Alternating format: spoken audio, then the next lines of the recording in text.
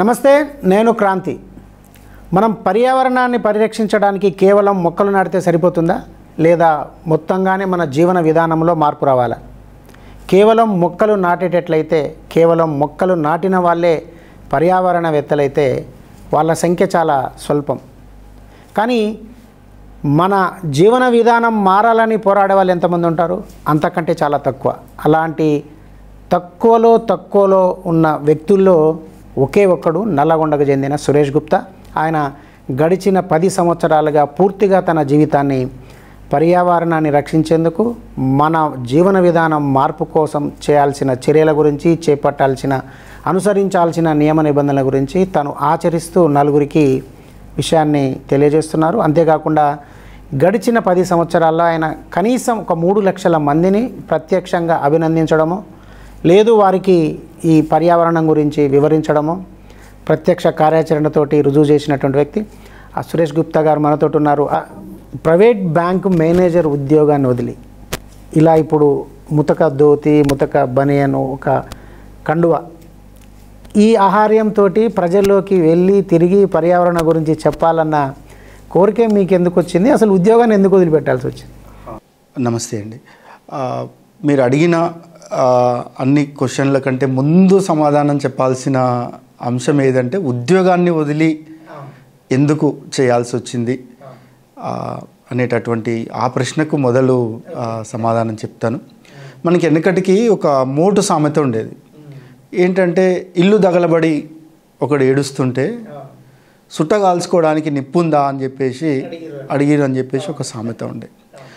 నాకు కూడా మొత్తం ఈ భూగ్రహానికే నిప్పంటుకుంది, నా ఇల్లు అనేటటువంటి ఈ భూగ్రహానికి నిప్పంటుకొని వాతావరణ కాలుష్యం అనేటటువంటి నిప్పు అంటుకుంటే, నేనేమో చక్కగా బ్యాంకు మేనేజర్ ఉద్యోగం చేసుకుంటూ నా పిల్లలు, భార్య సంతోషంగా వండుకుంటూ ఖాళీ సమయాలలో పర్యావరణం కోసం పని చేస్తా అనేటటువంటి ఆలోచన, దాని లోతుగా వెళ్ళినప్పుడు నాకు అనిపించింది, ఇది తీరిక సమయాలలో హాలిడేస్లో చేయాల్సిన పని కాదు, రిటైర్మెంట్ అయిన తర్వాత చేసేటటువంటి పని కాదు. నేను చేస్తున్న పని కూడా నా భూగ్రహం అనేటటువంటి నా ఇంటికి కాలుష్యం అనే నిప్పు అంటుకుంది. ఆ నిప్పు అంటుకునడానికి, ఆర్పడానికి నా సర్వదా శక్తి ఉక్తులు అన్నీ ఓడ్చి ప్రయత్నం చేస్తూ ఉన్నాను. మరి నేను ఆర్పగలుగుతానా, ఆర్పలేనా, అది నేను దాని గురించి ఆలోచించాను. సో అందరూ లేదు, చేయాల్సిన పని చేస్తాను. అది బేసికల్గా నేను అనుకున్న విధానం. దాదాపు మీరు చెప్పిన దాని ప్రకారమే, నాకు తెలిసిన ప్రకారం దాదాపు 10-12 ఇయర్స్ నుంచి చేస్తున్నారు కదా. అసలు మీరు డైలీ ఏమి యాక్టివిటీ చేస్తున్నారు అంటే ఈ పర్యావరణ పరిరక్షణ కోసం? పర్యావరణ పరిరక్షణ కోసం ఒక 7-8 అంశాలుగా తీసుకున్నాను.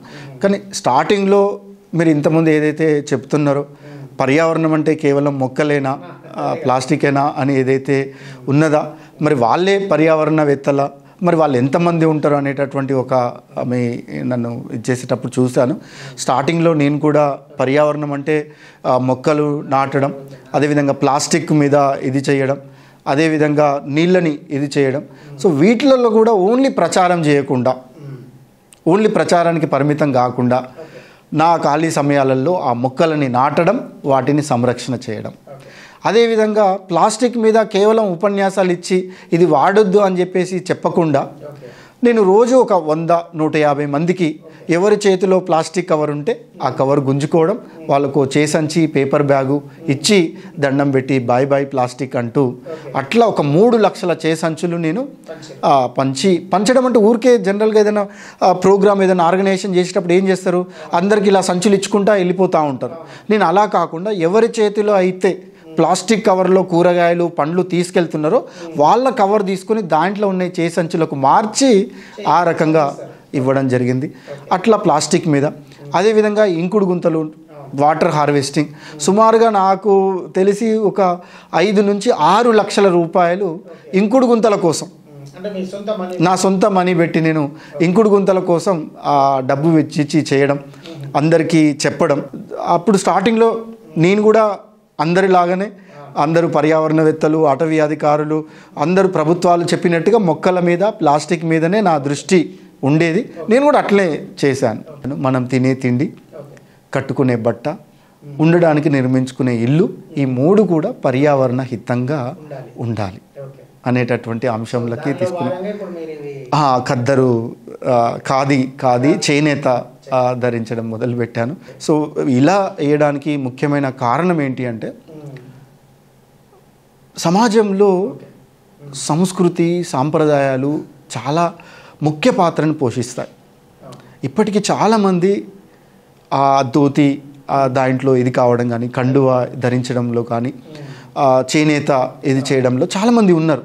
కానీ వాళ్ళకు భావం ఏముంది, ఇది అంటే చదువుకోని వాళ్ళు ధరించేటటువంటి ఆహార్యము, గ్రామీణటువంటి రైతులు, చేతి వృత్తుల వాళ్ళు చేసుకునే వాళ్ళు కూడా ఎక్కడైనా ఫంక్షన్కి వెళ్ళాలి, ఎక్కడికైనా వెళ్ళాలన్నప్పుడు వాళ్ళు కూడా మార్చుకొని వెళ్తారు కదా అనేటటువంటి ఇది కూడా ఉంటుంది. దానికి మళ్ళీ మనం ఒక పూర్వ స్థాయిని తీసుకురావాలి, ఆ గౌరవాన్ని దక్కించాలి అనేటటువంటి ఉద్దేశంతో ఈ రకమైనటువంటి ఇచ్చేసాను. నేను దాంట్లో నా పరంగా సక్సీడ్ అయ్యాను.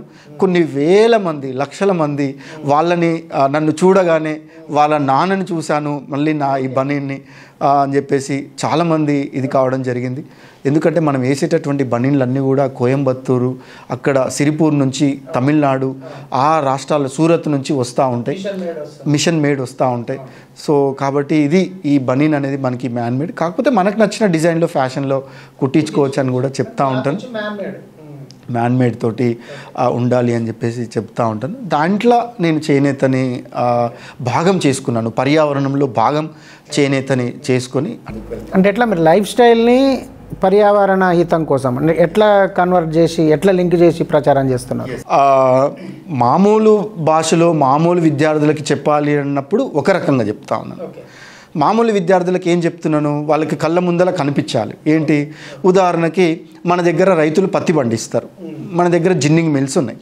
సో ఇక్కడ నుంచి కాటన్ స్పిన్నింగ్ మిల్ అయినది మనకి తమిళనాడుకి, ఇతర రాష్ట్రాలకు పోతున్నాయి. అక్కడ ఫ్యాక్టరీలల్లో బట్టలు తయారు చేస్తారు. మళ్ళీ ఆ బట్టలు ఎక్కడికి రావాలి, మళ్ళీ మన దగ్గరికి రావాలి. మరి ఏమైంది, ఇక్కడ నుంచి ఒక 500 లారీలు అక్కడికి పోయినాయి, అక్కడున్న 500 లారీలు ఇక్కడికి వచ్చినాయి. అంటే ఏమైంది, వాయు కాలుష్యం అనేది పెరిగిపోయింది, రోడ్లు విస్తరణ చేసుకోవాల్సి వచ్చింది. దాని తర్వాత రోడ్డుకి ఇటుపక్క అటుపక్క ఉన్నటువంటి మొక్కలన్నీ కూడా కొట్టేయాల్సి వచ్చింది. మరి ఈ రకంగా మనం కాలుష్యం చేస్తున్నామని వాళ్ళకి చెప్తాం. అదేవిధంగా ఆల్రెడీ పర్యావరణవేత్తలు ఉంటారు, ఫారెస్ట్ ఆఫీసర్స్ ఉంటారు, క్లైమేట్ చేంజ్ యాక్టివిస్టులు ఉంటారు. వాళ్ళు కూడా ఇప్పటికీ జీన్స్, టీషర్ట్స్, బట్టలే వేస్తూ ఉంటారు. వాళ్ళు కూడా రకరకాలైనటువంటి ఉపన్యాసాలు స్టేజ్ మీద సదస్సులలో మాట్లాడుతూ ఉంటారు. కానీ వాళ్ళు ఈ బట్టల విషయంకి వచ్చేసరికి వాళ్ళు దాని ప్రస్తావన కూడా చాలా అరుదుగా, చాలా తక్కువ మందే మాట్లాడుతూ ఉంటారు. దొంతి నరసింహారెడ్డి గారు అని చాలా తక్కువ మంది, అలాంటి చాలా తక్కువ మంది వాళ్ళకి ఏ రకంగా చెప్తా ఉంటాను, ఇప్పుడు ఏదైతే ఐక్యరాజ్య సమితి చెప్తున్నటువంటి సస్టైనబుల్ డెవలప్మెంట్ గోల్స్, సుస్థిర అభివృద్ధి లక్ష్యాలు 2030 అని ఒక 17 లక్ష్యాలని నిర్ధారించడం జరిగింది.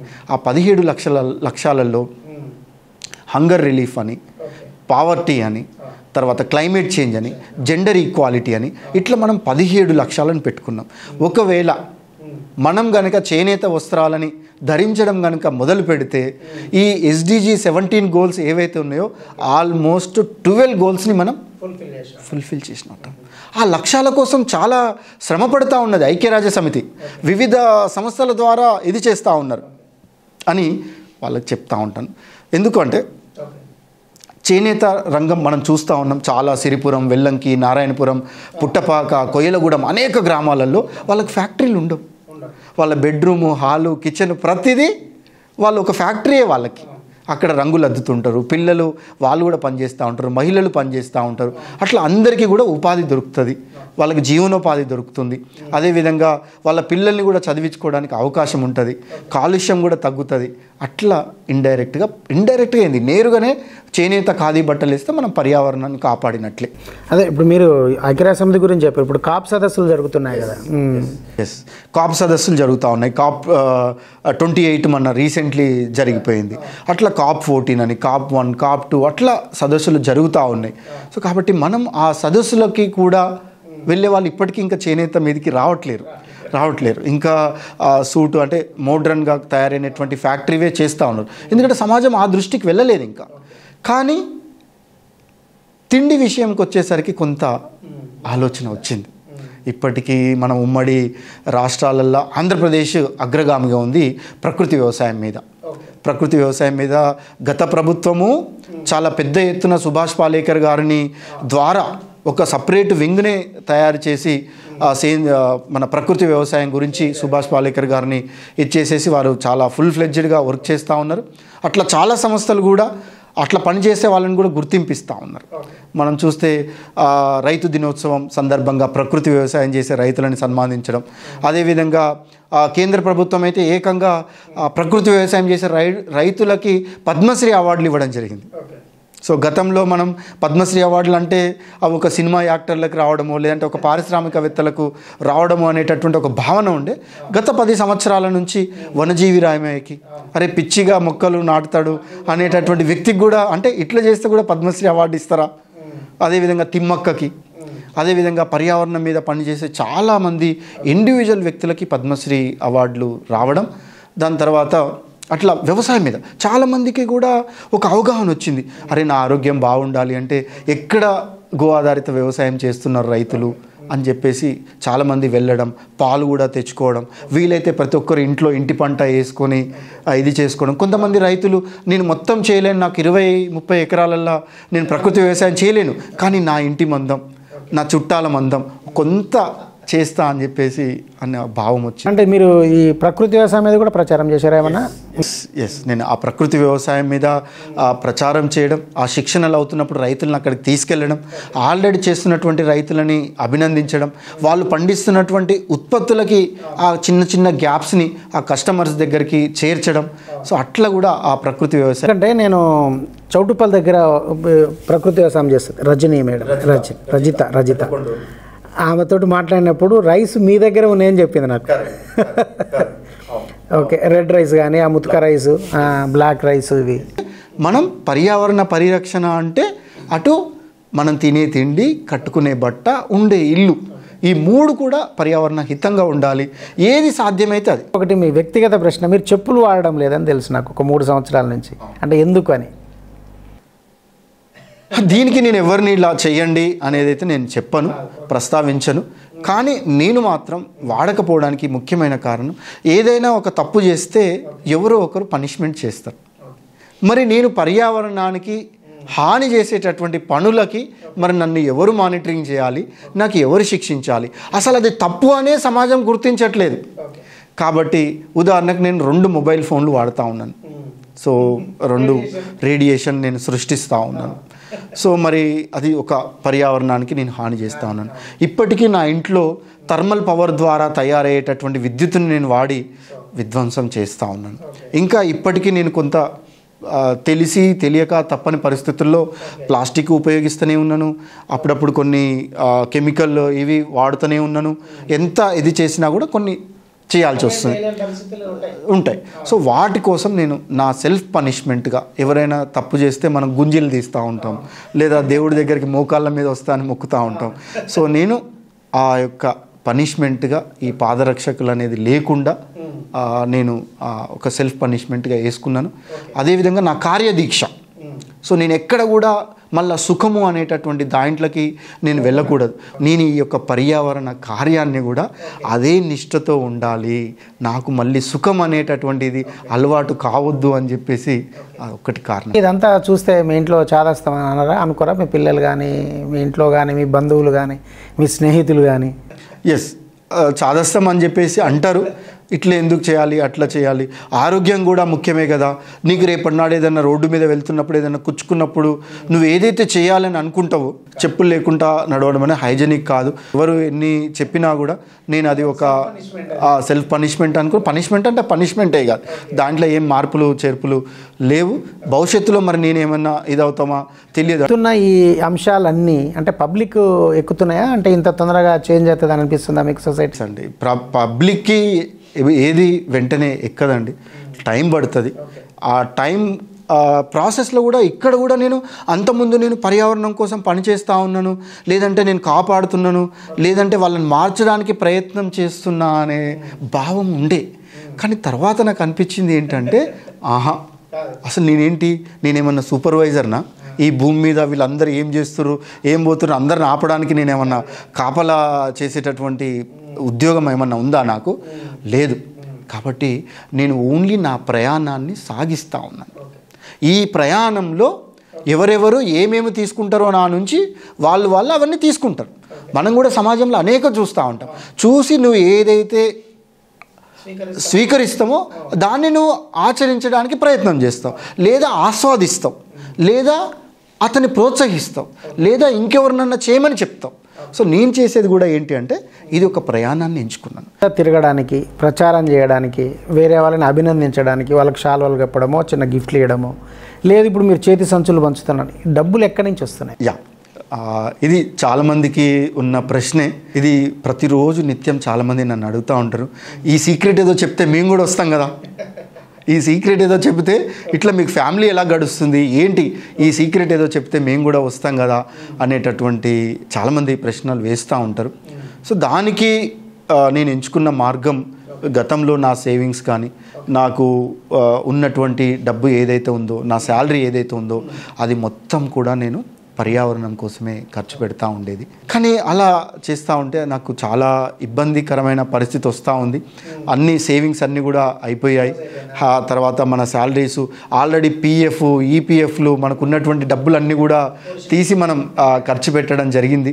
సో కాబట్టి ఇంకా అయ్యేదానికి మాత్రం నేను ఎంచుకున్న మార్గం మాత్రం బ్యాంక్స్ నుంచి లోన్స్ తీసుకోవడం, క్రెడిట్ కార్డ్స్ తీసుకోవడం, మనకి ఇబ్బంది పెట్టకుండా ఉండేటటువంటి వాళ్ళ దగ్గర లోన్స్ తీసుకోవడం, ఈ రకంగా చేస్తూ ఉన్నాను. తప్పే అది. ఒక ఆర్థికమైనటువంటి క్రమశిక్షణ కలిగిన ఒక ఇన్ని రోజులు సర్వీసెస్ ఇచ్చినటువంటి వ్యక్తిగా ఇలా చేయడం తప్పే అనిపించినప్పటికీ కూడా మరి ఇది ఒక సమాజ హితం కోసం చేయకుండా తప్పని పరిస్థితిగా ఏర్పడ్డది. అట్లా HDFC, Paytm, axis bank, SBI, అట్లా బజాజ్, ఇట్లా దాదాపు సుమారుగా నేను ఒక 20 లక్షల వరకు నాకు సో ఆ రకంగా చేయడం. అయితే కొంతమంది కూడా అడుగుతారు, మరి మీరు ఒక ఎన్జిఓ పెట్టుకోవచ్చు కదా, ఎన్జిఓ ద్వారా డొనేషన్స్ చేసుకోవచ్చు కదా, గవర్నమెంట్ ద్వారా ఫండ్స్ తీసుకోవచ్చు కదా అనేటటువంటి భావం కూడా ఉంటుంది. చాలామంది నాకు చెప్తారు, మీరు ఎన్జిఓ రిజిస్టర్ చేయండి, మేము మీకు డొనేషన్ చేస్తాం, సెక్షన్ 80G వస్తుంది మీకు, అట్లా కూడా కొంతమంది చెప్తూ ఉంటారు. కొన్ని ఫారిన్ ఫండ్స్ కూడా వస్తాయి అని చెప్పేసి కూడా చెప్తూ ఉంటారు. అయినా కూడా నేను అది చెయ్యకపోవడానికి నాకు అది తెలివి లేకనో లేదంటే అవగాహన లేకనో కాదు. నేను చాలా స్వచ్ఛంద సంస్థలకి ఒక వాలంటీర్గా ఉన్నాను, చాలా స్వచ్ఛంద సంస్థలకి మెంబర్గా ఉన్నాను, కొన్ని ట్రస్టీలకి నేనే సిగ్నేటరీ అథారిటీగా ఉన్నాను. అయినా కూడా నేను ఆ మార్గాన్ని ఎందుకు ఎంచుకోలేదు అంటే, సమాజంకి ఒక భావం ఏముంది అంటే పర్యావరణ రక్షణ, పరిరక్షణ అంటే అది ఒక స్వచ్ఛంద సంస్థ పని, ఒక లయన్స్ క్లబ్ వాళ్ళు చేసే పనో, లేదు అంటే పొల్యూషన్ కంట్రోల్ బోర్డు వాళ్ళు చేసే పనో, లేదు కేంద్ర ప్రభుత్వమో రాష్ట్ర ప్రభుత్వమో లేదంటే మున్సిపాలిటీయో ఫారెస్ట్ డిపార్ట్మెంట్ వాళ్ళు చేసేటటువంటి పని, అది నాది కాదు అనేటటువంటి భావం సమాజంలో ఉన్నది. ఇది అలా కాదు. భూమి మీద పుట్టినటువంటి ప్రతి వ్యక్తి కూడా పర్యావరణం కోసం ఆలోచించి సంరక్షణ చేయాల్సినటువంటి పని ఉంది అనేటటువంటి ఒక మెసేజ్ ఇవ్వడానికి మాత్రమే నేను ఈ మార్గాన్ని ఎంచుకున్నా. వ్యక్తిగతంగా ఈ మార్గాన్ని ఎంచుకున్నా. మళ్ళీ నేను ఒక సంస్థ పెట్టి నా సంస్థ గొప్పది, నా సంస్థ ఇది అది అనేటటువంటి భావం లేకుండా ఏ సంస్థ ఉంటే ఆ సంస్థ దగ్గరికి వెళ్ళి వారికి పర్యావరణ అంశాలు చెప్పి మీ సంస్థ చేసేటటువంటి కార్యక్రమాలలో ఈ పర్యావరణాన్ని కూడా మేజర్ కార్యక్రమంగా తీసుకొని మీరు ఆచరించండి, సమాజంలోకి తీసుకెళ్ళండి అని చెప్పేసి చెబుతూ ఉంటాను. ఈ క్రమంలో చూస్తున్నప్పుడు సస్టైనబుల్ డెవలప్మెంట్ గోల్స్ అనేటటువంటి పదాన్ని బాగా విన్నా. ఈ పాశ్చాత్యులు కానీ మోడ్రన్ చదువుకున్న వాళ్ళు ప్రతి 3 సంవత్సరాలకు 5 సంవత్సరాలకు ఒక కొత్త పదం కనిపెడతాం. సుస్థిరాభివృద్ధి. ఏంటి సుస్థిరాభివృద్ధి అంటే, నువ్వు ఒకదాన్ని అభివృద్ధి చేయడానికి ఇంకొక దాన్ని నువ్వు ఇబ్బంది పెట్టకూడదు. సో 2 మింగిలై ఒకదానికి ఒకటి అనుసంధానం చేసుకుంటూ అభివృద్ధి సాధించాలి అని చెప్తారు. అయితే ఈ సుస్థిరాభివృద్ధి గోల్స్ 16 గోల్స్ ఉన్నాయి, బాగున్నాయి. 17వ గోల్ ఇంట్రెస్టింగ్ గోల్. అసలు ఎవరు ఆ గోల్ గురించి మాట్లాడరు. 17th గోల్ ఏంటంటే పార్ట్నర్షిప్. అంటే భాగస్వామ్యం. అంటే మనం ఈ 16 గోళ్ళని సాధించడానికి ఏం చేయాలనుకుంది ఐక్యరాజ్య సమితి? 17వ గోల్ పెట్టి పార్ట్నర్షిప్, అంటే ఒక సంస్థతోటి, ఒక వ్యక్తితోటి, ఒక ప్రభుత్వంతో, ఒక దేశంతో కలిసి పనిచేసి మనం ఈ 16 గోల్స్ని చేయాలి అని చెప్పేసి అనుకున్నారు. దాంట్లో భాగంగానే నేను తెలంగాణ ఫారెస్ట్ అకాడమీతో, అంటే అఫీషియల్గా కాకపోయినా వాళ్ళకి ఒక పార్ట్నర్గా, వాళ్ళ వచ్చేటటువంటి సిబ్బందికి నేను కూడా శిక్షణ ఇవ్వడం, అదేవిధంగా కార్పొరేట్ కంపెనీస్కి, అదేవిధంగా చాలా ఎన్జిఓస్కి నేను వాళ్ళతో చిన్నపాటి అండర్స్టాండింగ్లో వాళ్ళు చేసే కార్యక్రమాలలో నన్ను ఇన్వాల్వ్ చేస్తూ ఉంటారు. అంటే గవర్నమెంట్ వైపు నుంచి అంటే ప్రయత్నాలు కానీ, లేదంటే మీరు చేస్తున్న పనులకు గుర్తింపు కానీ, అంటే వాళ్ళ ఎఫర్ట్స్ కానీ ఏమైనా ఉన్నాయనిపించి? ఎస్ అండి. సో మంచి ప్రశ్న అడిగారు. నేను డేలో అప్పుడు స్టార్టింగ్లో ఉన్నప్పుడు చాలామంది నన్ను పిచ్చోడు అనేవాళ్ళు. చెత్త నేను ఎక్కడ పార్క్ ఉంటే ఎన్జీ కాలేజ్ అక్కడ ఇక్కడ షాపింగ్ కాంప్లెక్స్ల ముందర ఎక్కడ చెత్త ఉంటే అక్కడ క్లీన్ చేస్తూ ఉండేది. సో ఎవరు చెప్పినా చెప్పకుండా నేను పొద్దునట్టి లేసి క్లీన్ చేస్తూ ఉండేది. సో ఒకసారి అయితే కాంప్లైంట్ ఇచ్చారు, నువ్వెవరు మా ఏరియాకి వచ్చి క్లీన్ చేయడానికి నువ్వు అని చెప్పేసి. 2014 ఏదైతే ఉందో అదొక మైలురాయి. అప్పుడే తెలంగాణ ప్రభుత్వం, కొత్త ప్రభుత్వం ఏర్పడ్డది. కేంద్ర ప్రభుత్వం కూడా కొత్తగా ఏర్పడ్డది. కేంద్ర ప్రభుత్వం ఏర్పడిన వెంటనే వాళ్ళు తీసుకున్నటువంటి ఫస్ట్ నినాదం స్వచ్ఛ భారత్ అనేటటువంటి నినాదం తీసుకున్నారు. ఆ స్వచ్ఛ భారత్లో ప్రధానమంత్రులు, రాష్ట్రపతులు, గవర్నర్లు, మినిస్టర్లు, అసలు ఇంకా ఈ చిన్న పేడ ఐఏఎస్ ఏ పొరక పట్టుకొని ఊడుస్తూ ఉండేది. అప్పుడు సమాజం అంతా కూడా అరే సురేష్ గుప్తా గారు చేసే పని చాలా గొప్పది, మంచిది అనేటటువంటి ఒక భావం రావడం. దానితో పాటు ఏదైతే హరితహారం కార్యక్రమం తీసుకున్నారో మన రాష్ట్ర ప్రభుత్వం, అప్పుడు కూడా అరే మొక్కలు అనేది ఎక్కడికి పోయినా నేను ఒక మొక్క బహుమానంగా ఇవ్వడం. మా ఇంట్లో పెళ్ళి అయితే కూడా దాదాపు 1500 మొక్కలు నేను అక్కడ పెట్టి ఇంటికి వచ్చిన వాళ్ళకి రిటర్న్ గిఫ్ట్గా ఒక మొక్క ఇవ్వడం. ఆ మొక్క కూడా మళ్ళీ వాళ్ళకి నచ్చిన మొక్క ఇవ్వకపోతే అక్కడే పడేసి వెళ్ళిపోతారని చెప్పేసి పూల మొక్కలు, పండ్ల మొక్కలు, షో మొక్కలు పెట్టి, మళ్ళీ ఎందుకంటే పెళ్ళికి వచ్చేటప్పుడు వాళ్ళు పట్టు చీరలు కట్టుకొని మంచి డ్రెస్సింగ్ వస్తారు కాబట్టి ఆ మొక్క పట్టుకుంటే ఎర్రమట్టి ఎక్కడ అంటే ఇబ్బంది అవుతుందని చెప్పేసి ఒక చిన్న పేపర్ బ్యాగు, క్లాత్ బ్యాగ్ కూడా ఇచ్చి పంపించడం జరిగింది. సో అట్లా ఉన్న తర్వాత నాకు గౌరవం ఇవ్వడం, చాలా కాలేజ్ వాళ్ళు, ఇండివిజువల్ సంస్థలు నన్ను ఆహ్వానించడం, వాళ్ళ స్థాయిలో వాళ్ళు ఫెలిసిటేషన్ చేయడం, తర్వాత అట్లా నాకు ఒక గుర్తింపు రావడం జరిగింది. దాని తర్వాత రాష్ట్ర ప్రభుత్వం ఒకసారి ఉత్తమ సామాజికవేత్తగా అవార్డు, క్యాష్ అవార్డుతో కూర్చుకున్న అమౌంట్ ఇచ్చింది. మళ్ళీ పర్యావరణవేత్తగా మొక్కలపై కృషి చేస్తున్నందుకు మళ్ళీ అవార్డు ₹1,00,000 బహుమతితోటి, చాలా స్వచ్ఛంద సంస్థలు 40,000, 50,000 అట్లా అవార్డుల రూపకంగా ఇవ్వడం జరిగింది. అదేవిధంగా తెలంగాణ రాష్ట్ర ప్రభుత్వం కూడా ఉత్తమ జీవ వైవిధ్య కన్జర్వేటర్ అవార్డు అని చెప్పేసి కూడా రాష్ట్ర స్థాయి అవార్డు కూడా ఇవ్వడం జరిగింది. అదేవిధంగా ఉపరాష్ట్రపతి వెంకయ్య నాయుడు గవర్నర్ చేతుల మీదుగా పర్యావరణవేత్త తెలంగాణ రాష్ట్రం నుంచి కూడా రైతు నేస్తం అవార్డుని కూడా తీసుకోవడం జరిగింది. ఇట్లా అనేక అవార్డ్స్. దాని ద్వారా నాకు జరిగింది ఏంటంటే నా కుటుంబంలో కానీ లేదా నా చుట్టుపక్కల కానీ ఎక్కడికి వెళ్ళినా కొంత గౌరవం. అప్పటి వరకు నేను ఎక్కడికి వెళ్ళి చెప్పాలనేటటువంటి కానుంచి ఇప్పుడు నన్ను వాళ్ళ ఫంక్షన్స్కి పిలిచి మా విద్యార్థులకి, మా స్టాఫ్కి, మా కుటుంబ సభ్యులకి అవగాహన కల్పించండి అనేటటువంటి పరిస్థితి ఈరోజు రావడం జరిగింది. సో దాని తర్వాత నేను భారతదేశం అంతా కూడా తిరుగుతూ అన్ని ప్రభుత్వాలను కలిసి దేశం మొత్తం దాదాపు అన్ని రాష్ట్రాలు కూడా తిరగడం, అక్కడ ఉన్నటువంటి జ్ఞానాన్ని నేను తెలుసుకోవడం, నా జ్ఞానాన్ని అక్కడ షేర్ చేయడం, ఆ పార్ట్నర్షిప్ అనేటటువంటి కాన్సెప్ట్ ద్వారా ముందుకు వెళ్తూ ఉన్నాను. సో ఇది మీ యాక్టివిటీకి సంబంధించిందే కానీ వ్యక్తిగతమైనది. అంటే మీరు మొత్తం ఇట్లా రోడ్ల మీద పడి ఉదయం నుంచి సాయంత్రం వరకు లేకపోతే అర్ధరాత్రి వరకు బయటలో తిరుగుతున్నారు. అంటే జీవిక ఎట్లా, మీ లైవ్లీవుడ్ ఎట్లా నడుస్తుంది? ఇది కుటుంబం అనేది చాలా ఇబ్బందికరమైనటువంటి పరిస్థితులకి వెళ్ళిపోయిందండి. సో ఒక స్టేజ్లో నా శ్రీమతి నా పెద్ద కొడుకుని హైదరాబాద్కి వెళ్ళి నువ్వు తీసుకురా అని చెప్పేసి నన్ను హైదరాబాద్కి పంపిస్తే నాకు పర్యావరణం ఏ స్థాయిలో నన్ను ఆవహించేసిందంటే నేను నా కొడుకుని మర్చిపోయి నేను ఒక కాలేజ్కి వెళ్ళి ధరిత్రి దినోత్సవం సందర్భంగా విద్యార్థులకి నేను ధరిత్రి దినోత్సవాన్ని ఎలా కాపాడుకోవాలనే మెసేజ్ ఇస్తూ ఉంటే నాకు ఫోన్ రింగ్ అయింది. ఫోన్ రింగ్ అయితే మామూలుగా జస్ట్ హోల్డ్ పెట్టేసి మళ్ళీ మీటింగ్, మళ్ళీ సెకండ్ టైం కూడా రింగ్ అయింది, మళ్ళీ జస్ట్ హోల్డ్లో పెట్టేసి మళ్ళీ కంటిన్యూ. థర్డ్ టైం రింగ్ అయిన వెంటనే నేను ఆ ఫోన్ని స్విచ్ ఆఫ్ చేసి పక్కకు పెట్టేశాను. పక్కకు పెట్టి నా ఉపన్యాసాన్ని నా యొక్క పిల్లలతో మాట్లాడడం ఇంటరాక్షన్ అయిపోయింది. సో 1 నా అయిపోయినప్పుడు సాధారణంగా మళ్ళీ ఫోన్ ఆన్ చేసి కాల్ బ్యాక్ చేశాను. కాల్ బ్యాక్ చేసి మీరు ఇలా ఫోన్ చేశారు ఎవరండి అంటే, ఏమో అండి అప్పుడు రోడ్డు మీద యాక్సిడెంట్ అయింది, బాబుకి యాక్సిడెంట్ అయితే ఐడి కార్డు మీద మీ ఫోన్ నెంబర్ ఉంటే చూసి చేశాను అన్నారు. ఇంకా నాకు ఒక క్షణంలో ఏమీ అర్థం కాలే. మరి ఎక్కడున్నారండి, ఏమైంది అంటే, మేము అక్కడి నుంచి వచ్చేసి 2.5 hours అయిందండి అని చెప్పారు. పెద్ద బాబు యాక్సిడెంట్ అయింది. నేను మళ్ళీ ట్రేస్ అవుట్ చేయడానికి మళ్ళీ ఒక 1.5 hour నాకు పట్టింది, ఎక్కడున్నారు ఏమైంది తెలుసుకోవడానికి. సో మళ్ళీ నేను ట్రేస్ అవుట్ చేసేసరికి 1.5 గంట అయింది. అప్పుడు నాకు తెలిసిన సమాచారం ఏంటంటే, మా పెద్ద బాబు యాక్సిడెంట్ అయ్యి చనిపోయాడు. అరే రే రే, అవునా? ఏ ఏజ్లో? 18 సంవత్సరాలు, కరెక్ట్గా 18 సంవత్సరాలు. అంటే బీటెక్లో ఉన్నారా? ఫస్ట్ ఇయర్ అయిపోయింది. సో మీరు పోయి తీసుకొని రావాలి బాబు. ఓకే, ఎగ్జామ్ రాయించి తీసుకొని రమ్మని నాకు ఒక రూపాయలు ఇచ్చి బస్ ఛార్జీలకు మా శ్రీమతి ఇచ్చి తీసుకొని రమ్మని. సో నేను ఇది మిస్ చేసేసి నేను పర్యావరణ దాంట్లో ఆవహించేసి ఉన్నది కదా, నేను అక్కడ ఇదైపోయాను. ఒకవైపు భయం, బాధ. సరే నేను వచ్చాము, ఏదో జరిగిపోయింది, సో నేను బయటపడి నేను పర్యావరణమే ఇది అనుకున్నాను కాబట్టి నాకు ఏదైంది. కానీ నా శ్రీమతి దాంట్లో నుంచి తను ఇప్పటికీ బయటికి రాలే.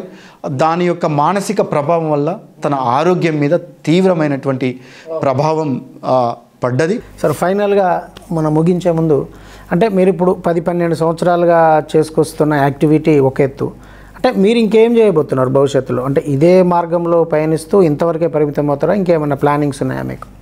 యా, ఇప్పటి వరకు నాకు చేసేటటువంటి కార్యక్రమాలకి ఒక చేస్తాడు అంతే, గుప్తా గారు ఈ పని చేస్తాడు, మంచి పనే, కానీ దాన్ని ఆచరించుకోవడంలో ఇంకా త్వరితగతిన వాళ్ళు చేయట్లేరు. అది ఒక స్వచ్ఛంద సంస్థ కావచ్చు, మీడియా కావచ్చు, ఫెయిల్యూర్ ఉంది. అందరూ సమాజాన్ని మార్చాలనుకుంటున్నారు, కానీ వాళ్ళ సంస్థ మారాలని కానీ వాళ్ళు మారాలని కానీ ఎవరు అనుకోవడం లేదు. ఉదాహరణకి చాలా ఇప్పటికీ పొల్యూషన్ కంట్రోల్ బోర్డు కంపెనీ కావచ్చు, ఇప్పటికీ ఫారెస్ట్ డిపార్ట్మెంట్ కంపెనీ కావచ్చు, ఇప్పటికీ రాష్ట్ర ప్రభుత్వాలు కావచ్చు, కేంద్ర ప్రభుత్వాలు కావచ్చు, వాళ్ళు చేసేటటువంటి నిర్వహించేటటువంటి కార్యక్రమాలలో ఆ త్రికరణ శుద్ధి అనేది చాలా అల్పంగా ఉన్నది. ఇప్పటికీ ఏ ప్రోగ్రాం చూసినా ప్లాస్టిక్ వాటర్ బాటిల్లే మనకి అక్కడ నిదర్శనం ఇస్తూ ఉన్నాయి. ఇప్పటికీ ఎక్కడ మిల్లెట్ ఫుడ్ని, ఏ ప్రోగ్రాంలలో కూడా మిల్లెట్ ఫుడ్ని భోజనంగా పెట్టడానికి సాహసించడం లేదు. సో కాబట్టి నేను ఈ 14 సంవత్సరాల నుంచి ఏదైతే నమ్మానో, లైఫ్ స్టైల్ ఫర్ ఎన్విరాన్మెంట్, పర్యావరణ పరిరక్షణ అనేది నినాదం కాదు, అది ఒక జీవన విధానం అని చెప్పేసి నమ్మాను. ఆ నమ్మి కార్యక్రమాలు చేసి నేను ఆచరిస్తూ ఉన్నాను. ఇప్పటి వరకు దానికి ఒక ఐడెంటిటీ లేదు, సైంటిఫిక్ ఐడెంటిటీ లేదు. ఉన్నా కూడా అక్కడ ఒక ఐడెంటిటీ ఉంది, కానీ నేను చేసే మొత్తం కార్యక్రమాలకి ఒక సైంటిఫిక్ ఐడెంటిఫికేషన్ లేదు. కానీ ఎప్పుడైతే మన ప్రైమ్ మినిస్టర్ గ్లాస్గో నగరంలో COP26 వేదిక మీద మాట్లాడారో, అప్పుడు వారు ఈ ప్రపంచానికి భారతదేశం ఒక మంత్రాన్ని ఇస్తుంది. ఆ మంత్రం పేరే LIFE, life style for environment. పర్యావరణ పరిరక్షణ అంటే డిస్ట్రక్షన్ మైండ్తో కాకుండా మైండ్ఫుల్గా ఆలోచించి ప్రతిరోజు ఉదయం ఒక పని చేసే ముందు ఇలా కాకుండా నేను ఇలా ఏమైనా చేయగలనా, అట్లా ప్రతి పని చేసే ముందు ఆలోచించాలని మిషన్ లైఫ్ ప్రాజెక్ట్ ఇంట్రడ్యూస్ చేస్తే United Nation general secretary Antonio మెనో గారు ఇనాగ్రేట్ చేసి భారతదేశంలో చేశారు. ఇప్పుడు దానికి మిషన్ లైఫ్ అనేటటువంటి కార్యక్రమం వచ్చి భారతదేశం అంతా, ప్రపంచమంతా అది చేస్తూ ఉన్నది. ఇప్పుడు నాకు కొంత ధైర్యం వచ్చినది. అనేక సంస్థలు మేము ఇది చేస్తున్నాం, ఇంకా మేము ఏ రకంగా చేయాలనేది నన్ను పిలవడం జరుగుతూ ఉంది. సో చాలా కార్పొరేట్ సంస్థలు, అంటే నెక్సస్ మాల్, అంటే ఒక దాదాపు 10-15 దేశాలలో ఉన్నటువంటి బ్లాక్ స్టోన్ కంపెనీ సంబంధించినటువంటి ఒక నెక్సస్ మాల్ అనేటటువంటి సంస్థ కూడా నన్ను వాళ్ళ యొక్క అఫీషియల్ పార్ట్నర్గా ఏర్పాటు చేసుకొని పర్యావరణంలో ముందుకెళ్ళే ప్రయత్నం చేస్తూ ఉన్నారు. కాబట్టి ఇక నుంచి నేను నా యొక్క పనిని ఇప్పటి వరకు ఫిజికల్గా కష్టపడతా ఉన్నాను, ఫిజికల్గా చేస్తూ ఉన్నాను, నాకు అర్థమైతేనే ఉంది. ఆల్రెడీ నా భుజాలు మొత్తం కూడా పెయిన్ఫుల్ అవుతూ ఉన్నాయి, బాడీ కూడా కొంత సహకరించడం అనేది పెయిన్ అవుతూ ఉంది. వాటన్నిటినీ భరిస్తూ ఉన్నాను. ఎక్కడ నేను ఇంట్లోకి వెళ్ళినప్పుడు పెయిన్ అని కూర్చోవడం కానీ ఇబ్బందిగా ఉన్న పరిస్థితులు ఏర్పడితే వాళ్ళు తట్టుకోలేరు, మరి ఎందుకు ఉండు అని చెప్పేసి అంటారు. కాబట్టి ఆ రకంగా ఇప్పుడు ఉన్నటువంటి అనేక సంస్థలు, అనేక ప్రభుత్వాలతోటి కూడా ఆ పార్ట్నర్షిప్ చేసుకొని వాళ్ళతో పనిచేసేదానికి ముందుకు వెళ్ళి చివరిగా ఇంతకుముందు కూడా చెప్పాను, మళ్ళీ ఇప్పుడు చెప్తున్నాను, నేను ఎవరిని మార్చడానికి ప్రయత్నం చేయట్లేను. కేవలం నా ప్రయాణాన్ని సాగిస్తూ ఉన్నాను, ఆచరిస్తూ సాగిస్తూ ఉన్నాను. ధన్యవాదాలు గుప్తా గారు.